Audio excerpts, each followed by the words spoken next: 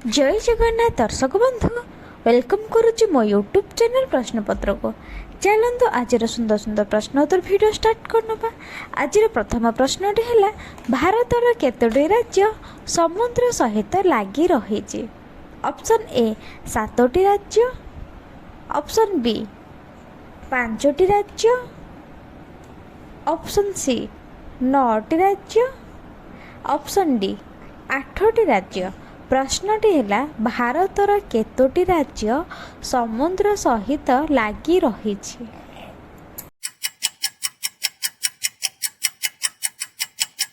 यार सठिक उत्तरटी है ऑप्शन सी 9टी राज्य। भारत में समुदाय 9टी राज्य रे समुद्र सहित लगी रही। 2 नंबर प्रश्नटी हेउची भारतर प्रथम ट्रेन रे केते जन यात्री बसिथिले। भल भाव शुणु प्रश्नटी। भारतर केते जन यात्री प्रथम थर पाए प्रथम ट्रेन रे यात्रा करथिले। ऑप्शन ए 400 जन, ऑप्शन बी 500 जन, ऑप्शन सी 200 जन, ऑप्शन डी 1000 जन। सठिक उत्तरटी हेउछि ऑप्शन ए 400 जन। भारतर प्रथम ट्रेन रे 400 जन यात्री यात्रा करथिले। 3 नंबर प्रश्नटी हेउछि सर्वप्रथमे केउं देश जीएसटी लागू कला। Option A America, option B चीन, option C France, option D Bharat. प्रश्नटी हेउछि सर्वप्रथमे केउं देश जीएसटी लागू करथिला।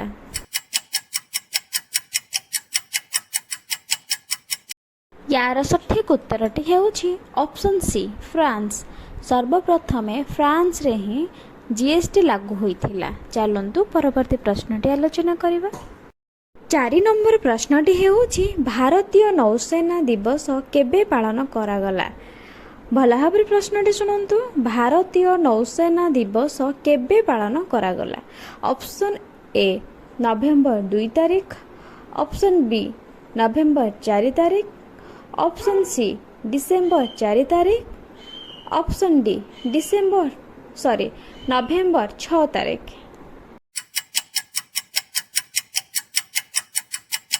यार सठिक उत्तरटी हेउछि ऑप्शन सी डिसेम्बर 4 तारिख। डिसेम्बर 4 तारिख को भारतीय नौसेना दिवस भावे पालन करा जाइथिला। 5 नंबर प्रश्नटी हेउछि भारतर केउं राज्य रे सबुठारु अधिक रेल लाइन अछि। भल भाव शुणु प्रश्नटी को। भारतर केउं राज्य रे सबुठारु अधिक रेल लाइन अछि।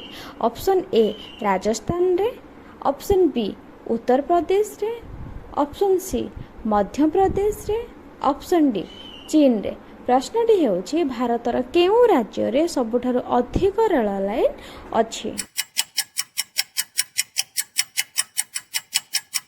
यार सठिक उत्तरटी हेउछि ऑप्शन बी उत्तर प्रदेश। उत्तर प्रदेश रे सबुठारु अधिक रेल लाइन अछि।